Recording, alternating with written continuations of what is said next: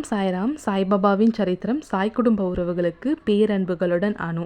நீங்கள் எல்லாருமே நம்ம சேனலுக்கு ரொம்ப நல்லா ஆதரவு கொடுத்துட்ருக்கீங்க. ரொம்ப ரொம்ப நன்றி. இதே மாதிரி எனக்கு எப்போவுமே சப்போர்ட் பண்ணுங்கள், பாபாவோட லீலைகளை உங்கள்கிட்ட கொண்டு வந்து சேர்க்கறதுக்கு. இன்றைக்கி வீடியோவை கண்டிப்பாக ஒரு நிமிஷம் கூட ஸ்கிப் பண்ணாமல் பாருங்கள்.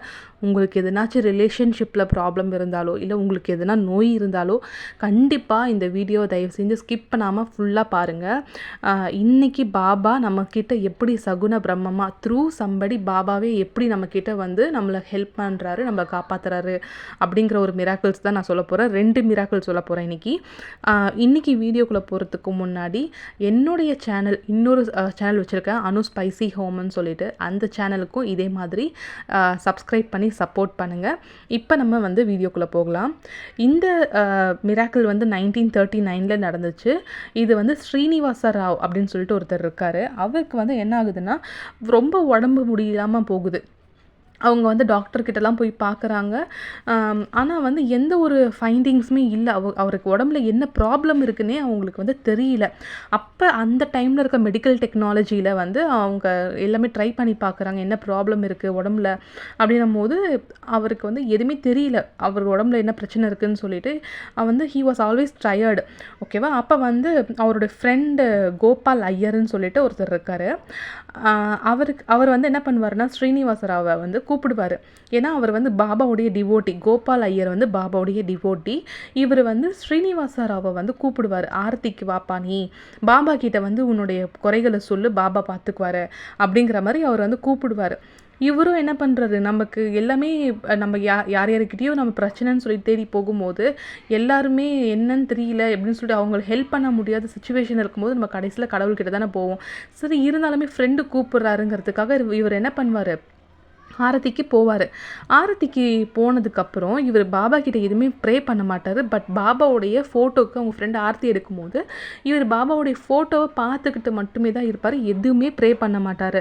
அவருடைய பாபாவோட ஃபேஸை பார்க்கும்போது ரொம்ப ஸ்மூத்னிங்காக இருக்கும், அவருக்கு ரொம்ப காமாக இருக்கும்.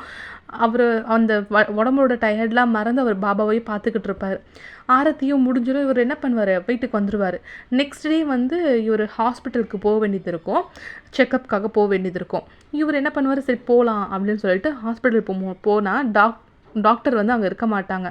ஸோ இவர் என்ன பண்ணுவாருன்னா வெளியே வெயிட் பண்ணிகிட்ருப்பார், டாக்டருக்காக வருவாரான்னு சொல்லிட்டு பார்க்குறதுக்கு வெளியே வெயிட் பண்ணிகிட்ருப்பார். அப்போ அங்கே வந்து ஒரு வயசான ஒருத்தர் ஒயிட் கலர் கஃப்னி போட்டுட்டு இவர்கிட்ட வருவார். வந்துட்டதுக்கப்புறம் இவர்கிட்ட சொல்லுவார், உனக்கு கொஞ்ச நாளாக உடம்பு சரியில்லை தானே, நான் உனக்கு கொடுக்குறேன், அப்படி இதை போயிட்டு வீட்டில் டீ போட்டு குடின்னு சொல்லிட்டு ஹர்ப்ஸ் கொடுப்பாரு. இவர் ஸ்ரீனிவாசராவ் வந்து கொஞ்சம் கன்ஃபியூஷனாக இருக்கும், யாரா இவர் பாட்டு வந்துட்டு கையில் கொஞ்சம் ஹர்ப்ஸ் கொடுத்தாரு, வீட்டுக்கு போய் டீ போட்டு குடிங்கிறாரு அப்படின்னு சொல்லிட்டு இவருக்கு தோணும். அந்த ஓல்டு மேன் சொல்லியிருப்பார், இந்த டீயை வந்து நீ 2 வாரம் குடி, உனக்கு வந்து 2 வாரத்தில் நீ ஃபுல்லாக கம்ப்ளீட்டாக க்யூர் ஆகிடுவ அப்படின்னு சொல்லிட்டு அந்த ஃபக்கீர் வந்து சொல்லியிருப்பார். ஆனால் இவருக்கு தெரியாது இவர் வந்திருக்கிறது யாருன்னா பாபா.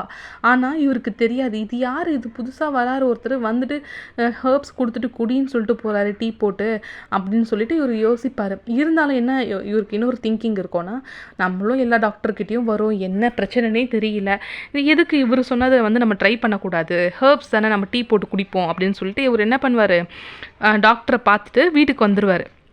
வீட்டுக்கு வந்ததுக்கப்புறம் அந்த ஃபக்கீர் சொன்ன மாதிரி என்ன பண்ணுவார்னா டீ போட்டு குடிக்க ஸ்டார்ட் பண்ணுவார். வித்தின் 3 டேஸ்லேயே அவரோட ஹெல்த்தில் வந்து அவருக்கு வந்து ஒரு இம்ப்ரூவ்மெண்ட் இருக்கும். அந்த இம்ப்ரூவ்மெண்ட்டை இவர் ஃபீல் பண்ண ஆரம்பிப்பார். ஸோ கம்ப்ளீட்டாக என்ன பண்ணுவார்னா 2 வீக்ஸும் இதே மாதிரி போட்டு குடிப்பார், ஃபுல்லாக க்யூர் ஆகிடுவார். அவர் முதல்ல எப்படி எனர்ஜியாக இருந்தாரோ அதே மாதிரி வந்து இவர் ஆகிடுவார்.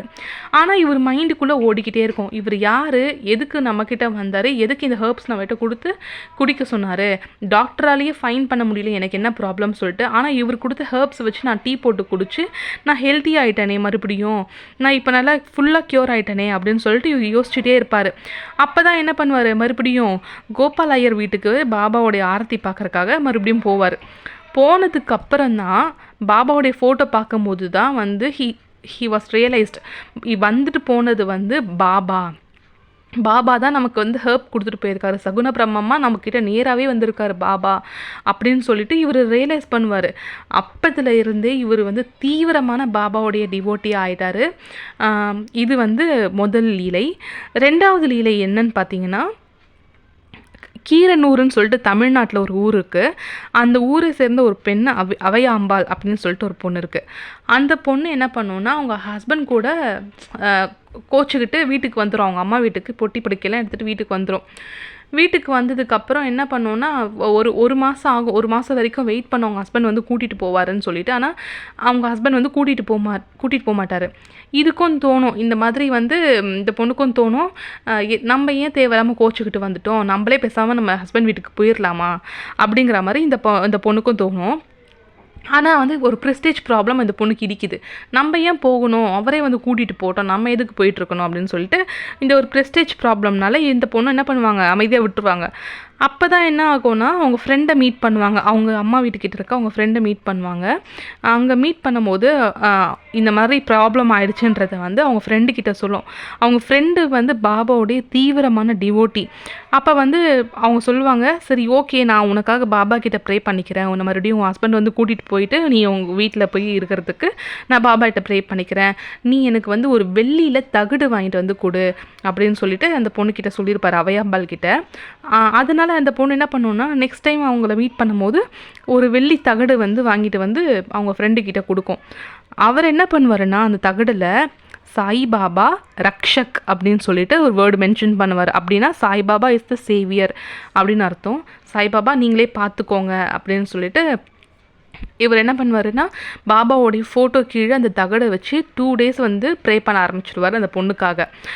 அப்போது இந்த டைமில் என்ன ஆகுதுன்னு பாருங்கள், இவர் ப்ரேயர் ஸ்டார்ட் பண்ணி 2 days தான் ஆகுது. ஆனால் அதுக்கு முன்னாடி வாரமே பாபா அந்த பொண்ணோட ஹஸ்பண்ட் வீட்டுக்கிட்ட போவார். நார்மலாக ஒரு வழி போக்குற மாதிரி அந்த பக்கம் போவார், ஃபக்கீராக போவார். அப்போ அவங்க ஹஸ்பண்ட் வந்து அவங்க காம்பவுண்டுக்குள்ளே தான் இருப்பார்.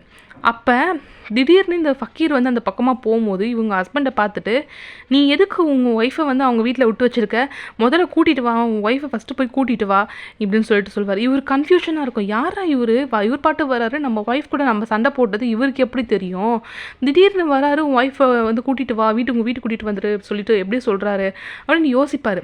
அவர் வந்து திட்டுவார், வெளியே இருந்து ஃபஸ்ட்டு போய் உங்கள் வீட்டில் ஒய்ஃபை வந்து உங்கள் வீட்டுக்கு கூட்டிகிட்டு வந்து வை, அந்த பொண்ணை கூட்டிகிட்டு வா அப்படின்னு சொல்லிட்டு இவர் பாட்டு போயிடுவார். இவருக்கு மைண்டு ஃபுல்லாக யோசிச்சுட்டே இருப்பார், எதுக்குடா இவர் வந்து திட்டினாரு அப்படின்ற மாதிரி இவருக்கு மைண்டில் ஓடிக்கிட்டே இருக்குன்றதுனால என்ன பண்ணுவார், வீட்டுக்கு கூட்டிகிட்டு வந்துடுவார். அவையாம்பாள் வீட்டுக்கு போய் என்ன பண்ணுவார், 2 நாளில் அவங்க ப்ரே பண்ண ஆரம்பித்தாங்கல்ல, அப்போவே என்ன பண்ணுவார், 2 days ஆகும் அவங்க ஹஸ்பண்ட் போயிட்டு அவையாம்பாலை கூட்டிகிட்டு வந்துடுவாங்க. அப்போ தான் வந்து அவையாம்பாள் கேட்பாங்க, உங்களை எப்படிங்க நீங்கள் வந்தீங்க, எப்படி எங்களை கூட்டிகிட்டு போகிறதுக்கு வந்தீங்க அப்படின்னும் போது தான் இவங்க ஹஸ்பண்ட் என்ன பண்ணுவாருன்னா சொல்வார், இந்த மாதிரி ஒரு வாரத்துக்கு முன்னாடியே ஒருத்தர் வந்தார் என்கிட்ட வந்து, இந்த மாதிரி நான் வீட்டு காம்பவுண்ட்குள்ளே இருக்கேன், வெளியிலேருந்து எனக்கு திட்டினார், ஒரு ஓல்டு ஃபக்கீர் வந்து திட்டினார், ஒய்ஃபை ஃபஸ்ட்டு போய் வீட்டுக்கு கூட்டிகிட்டு வான்னு சொல்லிட்டு அப்படின்னு சொல்லிட்டு. அப்போ தான் வந்து இவங்களும் நம்ம வந்துட்டு போனது பாபா அப்படின்னு சொல்லிட்டு ரியலைஸ் பண்ணுவாங்க. ஏன்னா ஃப்ரெண்டு வந்து சாய்பாபா கிட்ட ப்ரே பண்ணிக்கிறேன்னு சொன்னதுனால இந்த பொண்ணும் வந்து மனசுக்குள்ளே ப்ரே பண்ணியிருக்கோம். பாபாவோட காலடியில் இவர் ஃப்ரெண்டும் வந்து தகடு வச்சு ப்ரே பண்ணிகிட்ருக்காரு. அதில் இருந்து இவங்களும் வந்து பாபாவோடைய டிவோட்டி ஆகிட்டாங்க.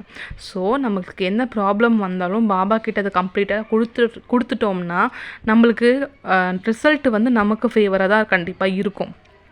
அதனால் நீங்கள் வந்து உங்களுக்கு எந்த ப்ராப்ளம் இருந்தாலும் அதுக்கு தயவுசெய்து பயப்படாதீங்க, பாபா கிட்ட அதை கொடுத்துருங்க. அந்த விஷயத்த கண்டிப்பாக நம்மளுக்கு பாபா அதுக்கு ஹெல்ப் பண்ணுவார், எப்படியாச்சும் வந்து ஹெல்ப் பண்ணுவார். அதனால் உங்கள் ப்ராப்ளம்ஸை நினச்சி பயப்படாதீங்க. கமெண்ட் செக்ஷனில் நீங்கள் நிறைய பேர் சொல்கிறீங்க, எனக்கு இந்த மாதிரி ப்ராப்ளம் இருக்குது, அம்மா வந்து ஹாஸ்பிட்டலில் வந்து அட்மிட் ஆகிருக்காங்க கேன்சர்னால், ரிலேஷன்ஷிப்பில் ப்ராப்ளம் இருக்குது, 2 இயர்ஸாக வந்து படுக்கையாக இருக்காங்க அப்படிலாம் சொல்கிறீங்க. என்னால் முடிஞ்ச அளவுக்கு நான் கம்யூனிட்டி போஸ்ட்டில் உங்களுடைய கமெண்ட்ஸை வச்சு நான் கூட்டு பிரார்த்தனைக்கு நான் வச்சிட்ருக்கேன். இருந்தாலுமே இந்த எல்லா லாங் வீடியோஸ்லையுமே கடைசியில் கூட்டு பிரார்த்தனை இருக்கும். அந்த கூட்டு பிரார்த்தனையிலையுமே நீங்கள் உங்கள் ப்ரேயர்ஸை வச்சு கலந்துக்கோங்க. இப்போ நான் வந்து கூட்டு பிரார்த்தனைக்காக பாபாவுடைய ஸ்லோகன் சொல்கிறேன். உங்கள் மனசுக்குள்ளே உங்கள் ப்ரேயர்ஸை வந்து ஸ்ட்ராங்காக பாபா கிட்ட வைங்க. இப்போ நம்ம ப்ரேயர் ஸ்டார்ட் பண்ணலாம். கூட்டு பிரார்த்தனை. சதா நிம்பர் விரக்ஷஸ்ய மூலாதிவாசாத் சுதாஸ்திராவினம் தித்தம பிரியம் தம் தரும் கல்பவிருக்ஷாத்திகம் சாதயந்தம் நமாமீஸ்வரம் சத்குரும் சாய்நாதம். ஓம் சாய்ராம். ஸோ இந்த வீடியோ உங்களுக்கு கண்டிப்பாக பிடிச்சிருக்கோன்ட்டு நான் நம்புகிறேன். கண்டிப்பாக இந்த வீடியோவுக்கு லைக் பண்ணுங்கள். உங்களுக்கு பிடிச்சிருந்தா 2 பேருக்கு ஷேர் பண்ணுங்கள். நம்ம சேனலை சப்ஸ்கிரைப் பண்ணி சப்போர்ட் பண்ணுங்கள். நெக்ஸ்ட் தேர்ஸ்டே வரக்கூடிய வீடியோ, கம்மிங் தேர்ஸ்டே வரக்கூடிய வீடியோ வந்து கண்டிப்பாக பாருங்கள். நம்ம சாய்பாபாவுடைய டிவோட்டீஸ் எல்லாருமே பார்க்க வேண்டிய ஒரு வீடியோ தான் அது. பாபாவுக்கு ப்ரெசண்ட், பாஸ்ட், ஃப்யூச்சர் இது வந்து கண்டிப்பாக பாபாவுக்கு தெரியும். பாபா இது உயிரோடு இருக்கும் போதே ஒரு லீலையினால் நம்மக்கிட்ட சொல்லிட்டு போயிருக்காரு. நான் இறந்ததுக்கப்புறமும் நான் உயிரோடு இருக்கேன்றதுக்கான அத்தாட்சி தான் அந்த நான் கம்மிங் தேர்ஸ்டே சொல்ல போகிற வீடியோவில் இருக்குது. ஸோ ஸ்கிப் பண்ணாமல் நெக்ஸ்ட் வீடியோவும் பாருங்கள். தேங்க்யூ ஸோ மச் ஃபார் வாட்சிங். ஓம் சாய்ராம், ஜெய் சாய்ராம்.